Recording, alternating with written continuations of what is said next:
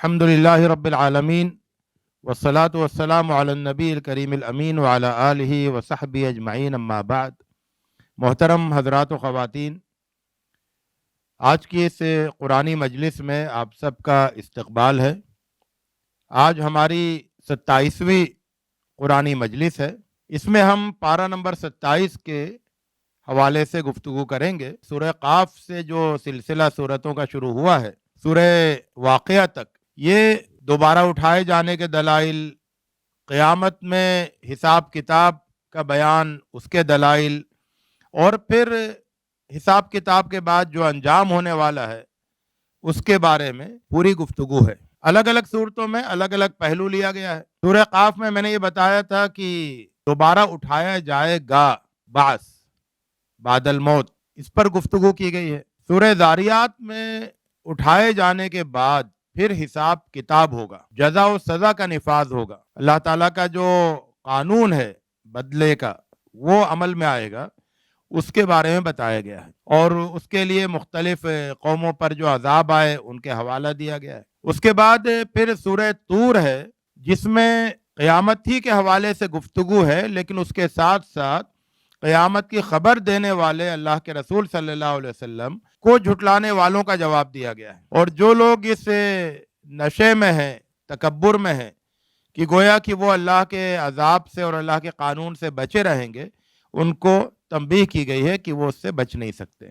اس کے بعد سورہ نجم ہے، جس میں یہ بتایا گیا ہے کہ قیامت کے دن کسی کی سفارش، کسی کی شفاعت یہ کام نہیں آئے گی، اور یہ کہ ہر ایک کو اس کے کیے کا بدلہ ملے گا اور کوئی کسی کا بوجھ نہیں اٹھائے گا۔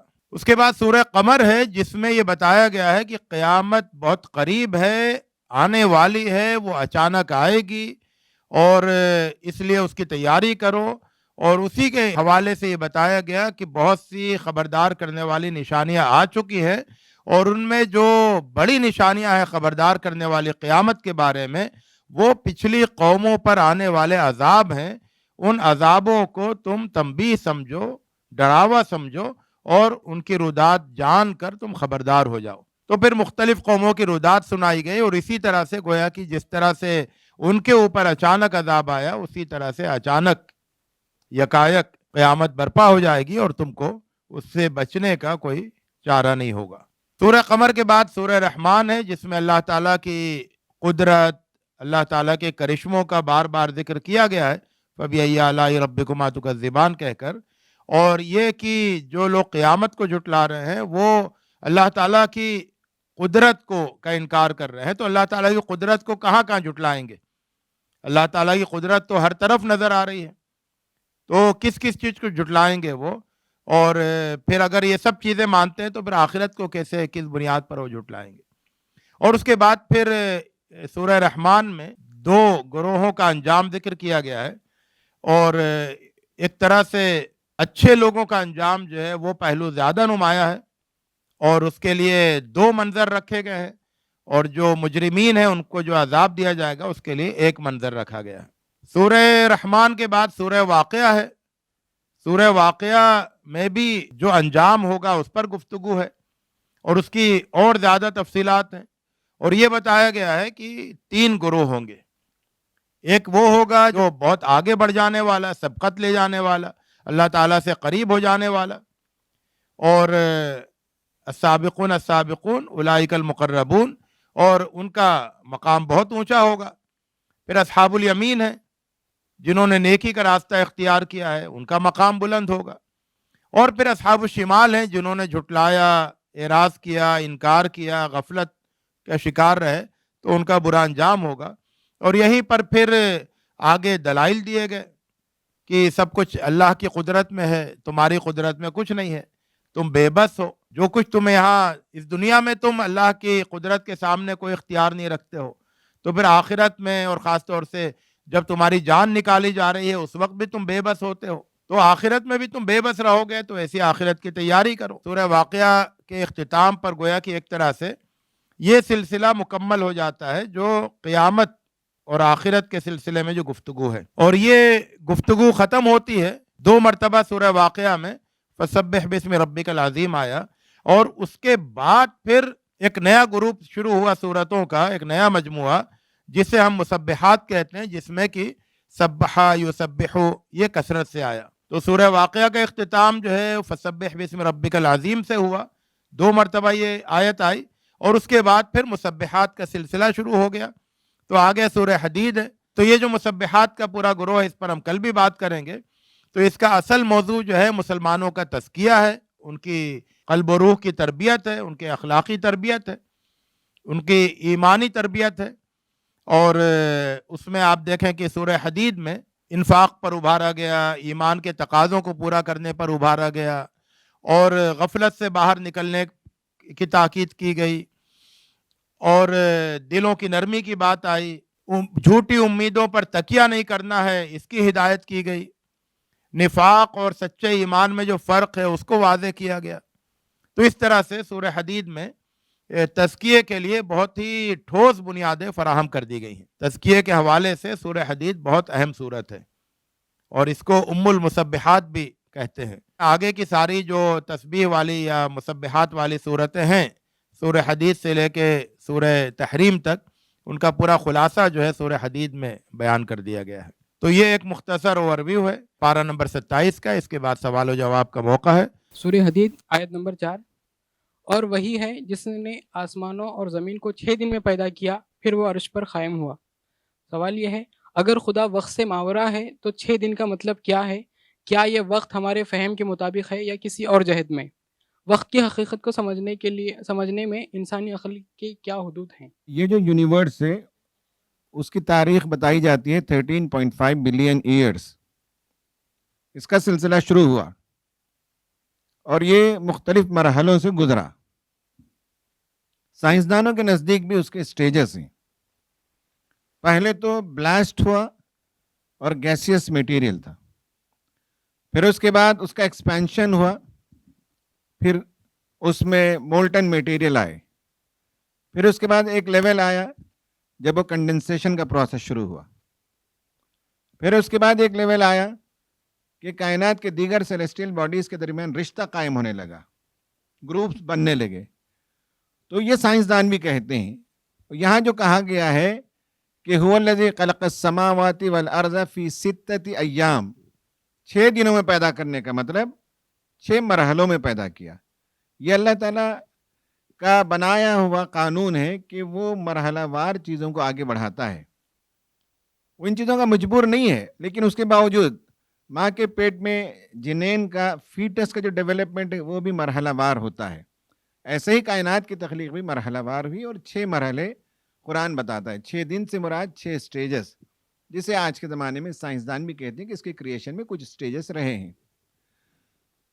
جب اللہ تعالیٰ نے یہ بنایا تو اس وقت ٹائم نام کی کسی چیز کا وجود نہیں تھا، اس وقت اسپیس نام کی کسی چیز کا وجود نہیں تھا، اور میٹر نام کی کسی چیز کا وجود نہیں تھا۔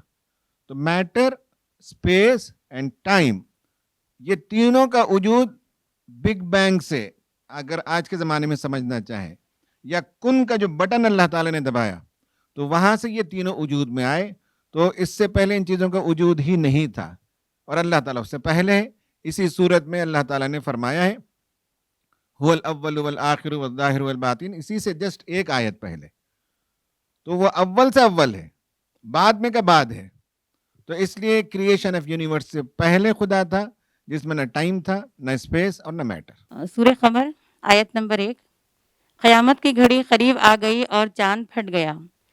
تو شق القمر کے واقعے کے ذریعے اللہ تعالیٰ کس بات پر تنبیہ فرما رہے ہیں یہاں پر؟ اور یہ کہ شق القمر کا جو معجزہ تھا، یہ کیا ایک معجزہ تھا یا یہ سائنٹیفک کچھ ریزن تھا؟ جہاں تک اس آیت کی بات ہے تو اس آیت میں دونوں امکان موجود ہیں، اس کے 2 مفہوم ہو سکتے ہیں۔ ایک تو یہ ہے کہ شق قمر کا واقعہ ہوا کوئی، اور اس کی طرف اشارہ کیا گیا کہ قیامت قریب آ گئی ہے، اور اس کی ایک نشانی کا ظہور ہو گیا ہے، یعنی شق قمر کا، جو تم لوگوں نے دیکھ لیا ہے۔ تو اس بات کا امکان موجود ہے کہ اس آیت میں اس شق قمر کے واقعے کی طرف اشارہ ہو جس کا ذکر روایات میں آیا ہے۔ اور دوسرا امکان یہ ہے، اس کی بھی عربی اسلوب اور قرآن کے اسلوب کے لحاظ سے پوری گنجائش ہے، کہ یہ قیامت کا بیان ہو کہ قیامت جب قریب آ جائے گی تو چاند دو ٹکڑے ہو جائے گا. جس طرح سے کہا گیا کہ اذا السماء انفطرت اذا السماء انشقت، تو اسی طرح سے جب قیامت سر پہ آ جائے گی، قریب آ جائے گی،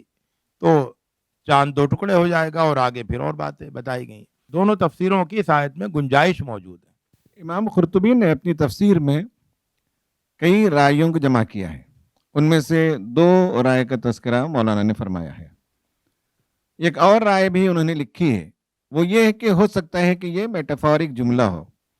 انہوں نے عرب کی جاہلیت کے زمانے کے 1-2 اشعار کوٹ کیے ہیں اور بتایا ہے کہ عرب میں شق القمر کا لفظ استعمال کرتے تھے کسی چیز کے یقینی ہونے کے لیے، قطعی ہونے کے لیے، جیسے ہم لوگ اظہر من الشمس کہتے ہیں اردو میں. تو یہ بھی انہوں نے ایک معنی لکھا ہے کہ میٹافورک بھی ہو سکتا ہے، معجزہ ہوا ہو جیسے کہ احادیث میں اس کا بھی امکان ہے. لیکن بعض لوگ یہ اعتراض وارد کرتے ہیں کہ بھائی سائنٹیفیکلی کوئی اس میں کریک آج تک ثابت نہیں کیا جا سکا. مولانا مودودی رحمۃ اللہ نے جواب دیا ہے کہ قرآن کو سچا ثابت کرنے کے لیے ہم سائنس پہ ڈیپینڈنٹ نہیں ہے. سائنس اگر آج اس نے دریافت نہیں کیا تو کل دریافت کر سکتی ہے. تو یہ دوسرا معنی. اور تیسرا معنی یہ ہے کہ قیامت کے قریب چاند پھٹ جائے گا جیسے مولانا نے فرمایا. سورہ نجم آیت نمبر 9، فَكَانَ قَابَ قَوْسَيْنِ أَوْ أَدْنَىٰ، یہ قوسین کیا ہے اور کیا اس سے ہم رؤیت باری تعالیٰ کو ثابت کر سکتے ہیں؟ بھائی بعض مفسرین کا یہ خیال ہے کہ یہ شروع کی آیتوں میں سے ہے، اور حضرت جبرائیل علیہ السلام کو اللہ کے رسول صلی اللہ علیہ وسلم نے 2 مرتبہ دیکھا. ایک مرتبہ وہ جب وہ غار حرا وہ تشریف لائے تھے، اور دوسری مرتبہ جب آپ معراج پر گئے تھے تو اس وقت اصلی حالت میں ان کو دیکھا. اور کتنے قریب سے دیکھا؟ قوسین. اس زمانے میں میجرمنٹ جو ہے آج جیسے ہم انچ فٹ میٹر استعمال کرتے ہیں ویسے نہیں ہوتا تھا. وہ تیر سے کہتے تھے، فرلانگ کہتے تھے. تو 2 تیر کے قریب ترین، یعنی ایک 5-6 فٹ سے قریب میں انہوں نے حضرت جبرائیل کو دیکھا. تو یہ اللہ سبحانہ وتعالیٰ کو دیکھنے سے متعلق آیت نہیں ہے، اور روح باری تعالیٰ کی بحث اس کے اندر نہیں ہے. سورہ حدید آیت نمبر 12، اس دن جب تم مومن مردوں اور عورتوں کو دیکھو گے کہ ان کا نور ان کے آگے آگے اور ان کے دائیں جانب دوڑ رہا ہوگا. تو سوال یہ ہے کہ یہ نور کس قسم کا ہوگا؟ کیا یہ صرف روحانی ہوگا یا حقیقی روشنی کی شکل میں نظر آئے گا؟ تو نور کا آگے آگے دوڑنا تو سمجھ میں آتا ہے، مگر نور کا صرف دائیں جانب دوڑنا، اس کی وضاحت کیجیے. اس کے ترجمے میں تھوڑا سا تسامح لوگوں سے ہو گیا ہے. وہ یہ ہے کہ نور ان کے سامنے دوڑ رہا ہے، یہ تو ٹھیک ہے، لیکن ان کے دائیں جانب دوڑ رہا ہے، یہ ترجمہ درست نہیں ہے. اس کے لیے کیا ہوگا؟ عن ایمانہم آئے گا. یہ کیا ہے؟ بی ایمانہم ہے. تو بی ایمانہم کا مطلب ہے کہ ان کے دائیں ہاتھ میں ہوگا. تو نور ان کے دائیں ہاتھ میں ہوگا اور ان کے سامنے ہوگا. تو یہ بات کیوں کہی گئی دائیں ہاتھ میں اور سامنے؟ تو دنیا میں وہ کتاب الہی کے حامل تھے. اللہ کی کتاب کو لے کر گویا جو دوسرے مقام پر آیا ہے کہ او من کان میتن فاحییناہ وجعلنا لہ نورا یمشی بہ فی الناس. تو اللہ نے نور عطا کیا، وہ نور کو لے کر وہ لوگوں کے درمیان چل رہا ہے. دائیں ہاتھ میں قرآن مجید ہے اور اس سے وہ اپنے اس چراغ سے لوگوں کے لیے راستے کو روشن کرتے ہوئے چل رہا ہے. تو اس طرح سے دائیں ہاتھ میں نور ہونے کی بات ہے، اور یہ دائیں ہاتھ میں نور جو ہے وہ ان کے سامنے والے یعنی ان کے راستے کو روشن کر رہا ہوگا. تو یہ مراد ہے.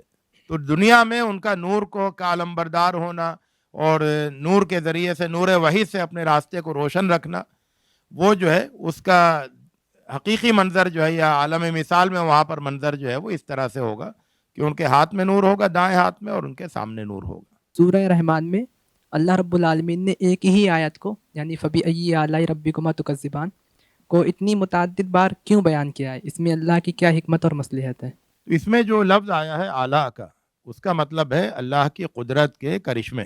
اللہ تعالیٰ پہلے کائنات کی سیر کراتا ہے، پھر آخرت کی سیر کراتا ہے، جہنم کا منظر دکھاتا ہے، جنت کے مناظر دکھاتا ہے، اور ہر جگہ ہر قدم پر اللہ تعالیٰ کی قدرت کے کرشمے دکھائے جاتے ہیں. تو اس میں ہر مقام پر ایک طرح سے گویا قرآن مجید آپ کو لے جا کے روکتا ہے، کہتا ہے یہاں پر تھوڑی دیر کھڑے رہو، کھڑے ہو کر اس پر غور کرو، تیزی کے ساتھ گزر مت جاؤ، ایک ایک جگہ پر رکو، دیر تک غور کرو کہ اس میں اللہ تعالیٰ کی قدرت کا کیا کرشمہ ہے، کیا انوکھا پن ہے، کیا عجیب و غریب پہلو ہے، اس کے اوپر غور کرو. تو اس طرح سے یہ جو آیت ہے یہ ہمیں ایک ایک جگہ رکنے کی اور اس خاص منظر پر دیر تک غور کرنے کی تلقین کرتی ہے.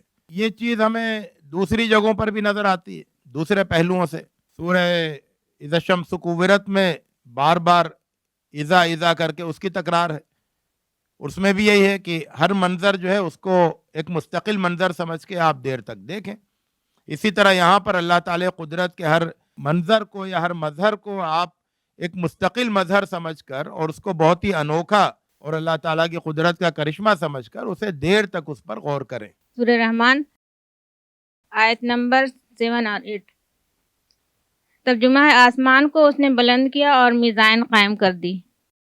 اس کا تقاضا دوسرے آیت کا ترجمہ ہے، اس کا تقاضا یہ ہے کہ تم میزان میں خلل نہ ڈالو.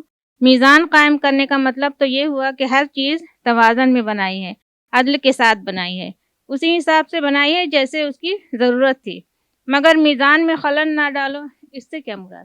اللہ تطغوا فی المیزان، یعنی میزان میں خلل نہ ڈالو کا مطلب ہے دنیا میں زمین میں اللہ تعالیٰ نے جو بیلنس بنائے رکھنے کا حکم دیا ہے، سماجی طور پر بھی توازن باقی رہے، انوائرمنٹل کرائسس پیدا نہ ہونے پائے، یہ سب باتیں اس کے اندر شامل ہیں. اور آج انسان نے اس کے اندر خلل ڈال دیا ہے.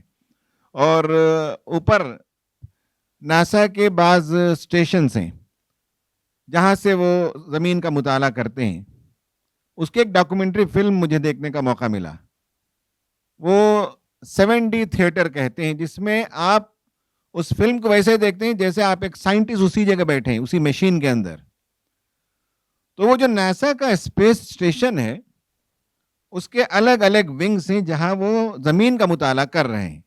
قرآن نے کہا اللہ تطغوا فی المیزان، جو میزان اس نے بیلنس قائم کر رکھا ہے زمین میں اس میں خلل نہ ڈالو. لیکن آج ہوا یہ کہ انوائرمنٹل کرائسس کے نتیجے میں، پولیوشن کے نتیجے میں، آج جو ناردرن اسفیئر میں نارتھ پول کے پاس آئس کا جو لیئر ہے وہ سب پگھل رہا ہے، اور اس سے ایک پوری ایکالوجی کا ڈسٹرکشن ہو رہا ہے.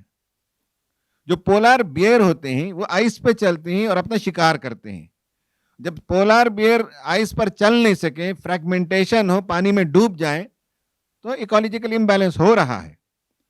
اس میں نے دیکھا کہ بعض ولیجز کے بارے میں انہوں نے بتایا کہ یہ آئندہ 10 سال 15 سال میں اس کے کوسٹل لائن ڈوب جائیں گے.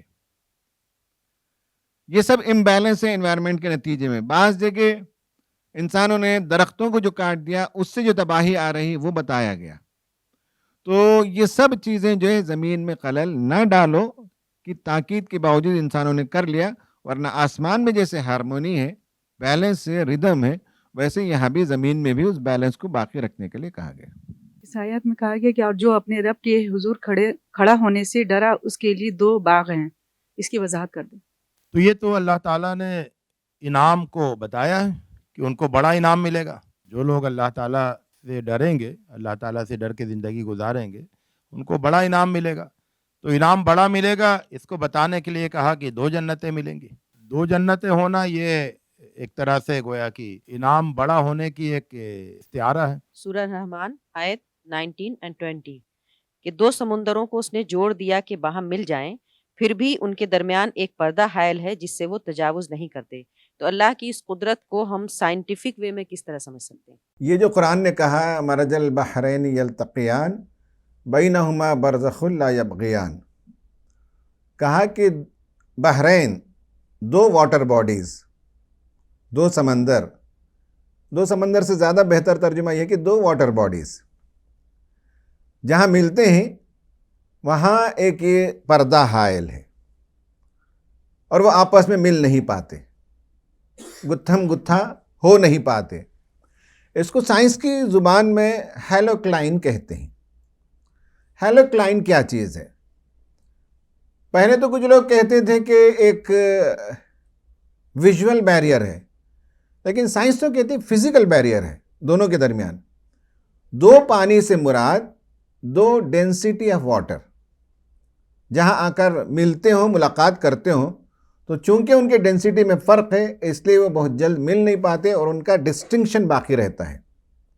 2 ٹیمپریچر کے پانی جہاں آ کر ملتے ہیں، ایک ٹھنڈا پانی ایک گرم پانی، تو وہاں بھی ان کے درمیان ایک لائن ہے، دونوں آپس میں مل نہیں پاتے، واٹر مالیکیولز ایک دوسرے سے مل نہیں پاتے. जहाँ सैलिनिटी नमकीन, चूँकि जो रिवर्स होते हैं, फ्लो होते हैं, उसमें 0.5 पार्ट्स पर मिलियन नमक है, उसमें सैलिनिटी 0.5, जबकि पैसिफिक ओशन में 3940 होता है ppm और डेड सी में 300 ppm है, यानी सैलिनिटी का फ़र्क है।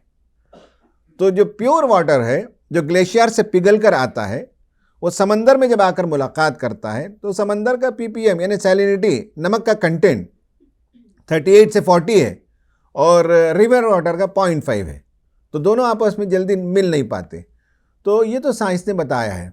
आप अगर गल्फ ऑफ अलास्का आप टाइप करके देख लें तो वहाँ अलास्का से ग्लेशियर जो पिघल कर आते हैं वो, और उसके साथ वहाँ जो पैसिफिक ओशन है, दोनों आपस में नहीं मिलते, दोनों के दरमियान लाइन है। हम लोग कन्याकुमारी गए, वहाँ 3 समंदर मिलते हैं, Arabian C, bay of Bengal और इंडियन ओशन, और आज भी आप जाकर खड़े होकर देख सकते हैं तीनों समंदर के रंग अलग अलग होते हैं। एक ब्लूइश शेड का है, एक में ग्रीनिश शेड आप देख सकते हैं, और एक में डार्कर ब्लू आप देख सकते हैं। तो तीनों अलग अलग समंदर को आप अंदाज़ा लगा सकते हैं। इसी तरह स्ट्रेट ऑफ जिब्राल्टर इजिप्ट के ऊपर अगर आप देखेंगे तो वहाँ भी जहाँ फ्रेश वाटर है वो और समंदर का पानी दोनों आपस में नहीं मिलते, दोनों के दरमियान लाइन बाकी है। तो ये हैलोक्लाइन जो है ये एक साइंटिफिक तहकीक है जो मैराइन इंजीनियरिंग के अंदर हम समझ सकते हैं। इसकी वजह असल में यह है कि सरफेस टेंशन है, दोनों का सरफेस टेंशन अलग होता है। Dense water, less dense water, saline water, less saline water, warm water, cold water, इन सब के जो है इनके दरमियान सरफेस टेंशन का फ़र्क होता है, इसलिए ये आपस में मिल नहीं पाते। साइंटिफिकली ये बातें आजकल बहुत ही साबित शुदा हैं, समझ में आने वाली बातें हैं। अल्लाह पाक कसम खा रहे हैं किताब की, बैतुल मामूर की, आसमान की, और के लोग जो लोग झुटलाने वाले हैं उन पर अजाब आकर रहेगा। तो क्या हम इस आयत से ये मतलब ले सकते हैं कि हम कभी ऐसी सिचुएशन में फंस जाएं जहां कोई हमारा यकीन करने, किसी भी प्रॉब्लम में फंस जाए और कोई हमारा यकीन ना करे, तो क्या हम ऐसे कस्में खा सकते हैं? कस्मों का जिक्र कुरान में दरअसल एक तरह से दलील पेश करने की एक सूरत है। अल्लाह ताला अपनी बात को दलाइल से समझाता है, शहादतों से समझाता है। तो उसी की एक शक्ल है कसम, कि जिसमें कुछ चीज़ों को गोया कि आपके सामने पेश कर देता है कि देखो ये खुद गवाही दे रही हैं और ये चीज़ें खुद बता रही हैं कि ऐसा होना है। तो ये जो कसम है ये हमारे आम माने में कसम नहीं है। अपनी बात में जोर देने के लिए कसम खाते हैं, अपने आप को सच्चा साबित करने के लिए कसम खाते हैं। जो कस्में इंसान खाते हैं तो उनके बारे में तो ये कहा गया कि वो कसम सिर्फ अल्लाह की कसम खा सकते हैं, क्योंकि अल्लाह के अलावा कोई और इस लायक नहीं है कि उसकी कसम खाई जाए। लेकिन कुरान में जो कस्मों का जिक्र है तो अल्लाह ताला की तरफ से है। तो अल्लाह ताला उन कस्मों को दरअसल इसीलिए जिक्र कर रहा है कि वो उन चीज़ों को बतौर गवाह के पेश कर रहा है। कसम से तस्वुर ये जहन में आता है कि वो चीज़ें आपके सामने आ गई हैं, गोया आप उनको देख रहे हैं और वो खुद गवाही दे रही हैं कि ऐसा है। तो अब यहाँ पर जो कस्में, जिन कस्मों का जिक्र है, तो सब कस्में मिलकर अपने अपने तौर पर इस बात की गवाही दे रही हैं कि अल्लाह का अजाब जब आएगा तो उसे कोई चीज़ नहीं रोक पाएगी, और वो जब अल्लाह ताला फैसला कर लेगा तो अजाब ज़रूर आएगा और उसे कोई चीज़ रोक नहीं पाएगी। ये एक तरह की गवाहियाँ हैं, मखलूक़ात की मुख्तलिफ़ चीज़ों की गवाहियाँ हैं उन हकीकतों के हक़ में जिन हकीकतों की कुरान मजीद में ख़बर दी जा रही है। तो आलम गैब की ख़बरें हैं जिन पर गोया कि अल्लाह ताला की मखलूक़ात, जो कुछ आलम गैब की भी हो सकती हैं, फ़रिश्ते वगैरह, और कुछ आलम शहादत के हैं, और वो सब जो है गवाही दे रहे हैं। जहाँ तक इंसानों की बात है तो इंसानों को अपनी बात ताकतवर दलाइल के साथ रखनी चाहिए। कुरान मजीद से हमें ये सबक मिलता है कि हम अपनी बात को लोगों के सामने ताकतवर मजबूत दलाइल के साथ पेश करें। सूरह हदीद आयत 20।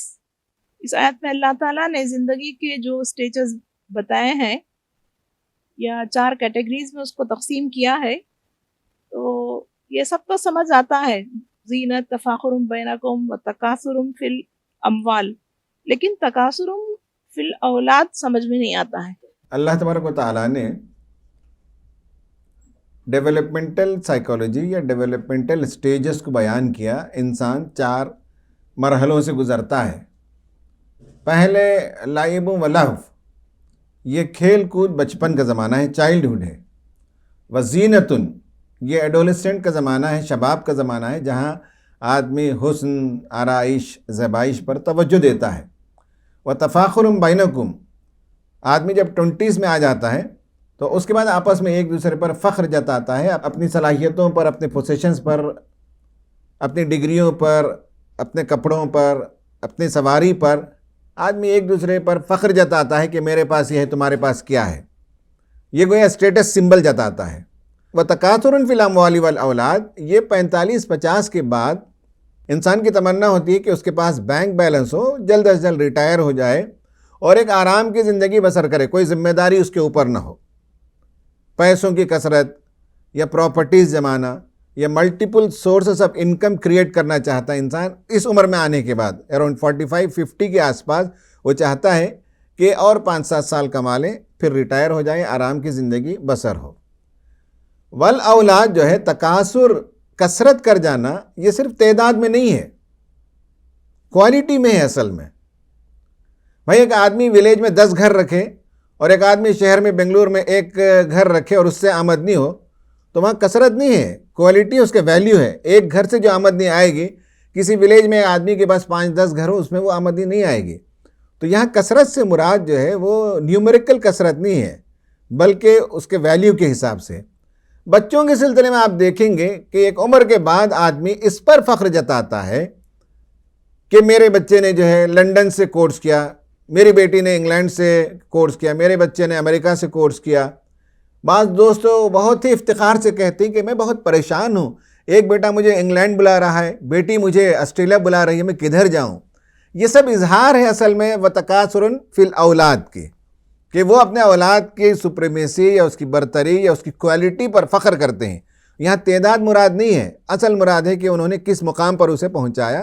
तो ये इंसानी नफ्सियात के हिस्से हैं, 4 मरहले हैं, उनमें से आखिरी मरहले में इंसान चाहता है कि उसके बच्चे जो है वो आला मुकाम पाएँ। सूरह वाक़िया की आयत नंबर 79 से, जिसका तर्जुमा इस तरह से है, जिसे मुताहिरीन के सिवा कोई छू नहीं सकता। इस आयत को पढ़ने से इसके 2 मफ़ाहिम समझ में आते हैं। एक तो इसका ज़ाहिरी मफ़हूम है और दूसरा एक बातिनी है। तो इस आयत का जो है इतलाक़ किन ज़ाहिरी चीज़ों पर होगा या फिर जो बातिनी या रूहानी जो चीज़ें हैं उन पर होगा। और दूसरा यह कि दूसरा सवाल यह है कि यमस्सू ला यमस्सूहु का जो यानी इतलाक़ होगा, इससे पहली आयत फ़ी किताबिम मकनून पर होगा या कुरानुन करीम पर होगा, और मुताहहरुन से कौन मुराद है? तो इसमें 2 तरह की राय है मुफस्सिरीन में। बाज़ लोग इसे गोया इंसानों से मुताल्लिक़ मानते हैं और जो कुरान मुसहफ़ की शक्ल में हमारे पास है उसको मुराद लेते हैं कि ये जो हमारे पास मुसहफ़ है वो लोग उसको हालत तहारत में, पाकी की हालत में उसको छुएं, उसको उठाएं। लेकिन आयात का जो अंदाज़ है और जो फ़्लो है वो इसकी तायीद नहीं करता है। कुरान मजीद की खुसूसियात बयान की जा रही हैं, ना कि कोई यहाँ फ़िक़ही मसला बीच में बयान किया जा रहा है। मुखातब जो है वो आम लोग हैं, बल्कि ख़ास तौर से मुशरिकीन है। मक्की सूरत है, मुशरिकीन मुखातब है, उनको कुरान की तरफ बुलाया जा रहा है। तो उसमें ला यमस्सु इल्लल मुत्तहरून का मतलब वो लेना समझ में नहीं आता है। यहाँ पर जो बात सही मालूम होती है वो ये कि यहाँ ला यमस्सु इल्लल मुत्तहरून से फ़रिश्ते मुराद हैं, और ये बताया जा रहा है कि कुरान जो किताब मकनून में है, जिसको दूसरी जगह व इन्नहु फ़ी उम्मिल किताब भी कहा गया और फ़ी लौहिम महफूज भी कहा गया, तो वहाँ पर जो कुरान है, वो जो मकाम है, वहाँ पर जो लोग वहाँ पहुँचते हैं, जो लोग उसे छूते हैं, वो बहुत ही पाकीज़ा लोग होते हैं। तो गोया कि ये पाकीज़ा कलाम है और ये उस मकाम से आया है जो बिल्कुल पाकीज़ा मकाम है, और जिस मकाम से ये आया है उस मकाम तक पाकीज़ा लोग ही पहुँच सकते हैं। तो इस तरह से कुरान मजीद की अज़मत, उसकी पाकीज़गी, उसका बयान है। तो इसी के साथ इस मजलिस का इख्तिताम अमल में आता है। अल्लाह ताला से दुआ है कि वो कुरान मजीद में गौर व फ़िक्र और तदब्बुर के सिलसिले को आगे बढ़ाए اور تمام مسلمانوں کے اس بات کی توفیق دے کہ وہ قرآن مجید کو تدبر کے ساتھ پڑھیں، اس پر غور کریں، اور اللہ تعالیٰ سبھی لوگوں کو قرآن مجید کا صحیح علم و فہم اور قرآن مجید پر عمل کرنے کی توفیق عطا فرمائے۔ اب اس کے بعد انشاءاللہ ہماری کل ملاقات ہوگی۔